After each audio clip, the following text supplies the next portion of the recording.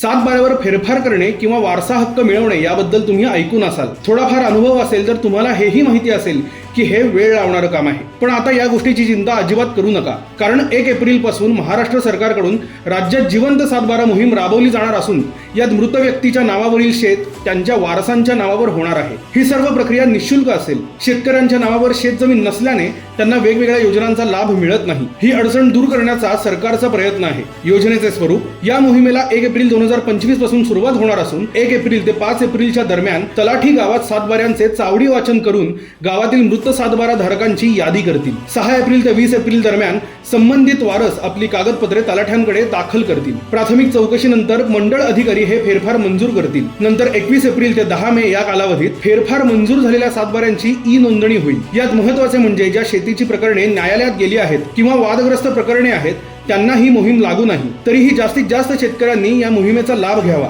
महाराष्ट्र सरकारच्या या कौतुकास्पद निर्णयाबद्दल धन्यवाद.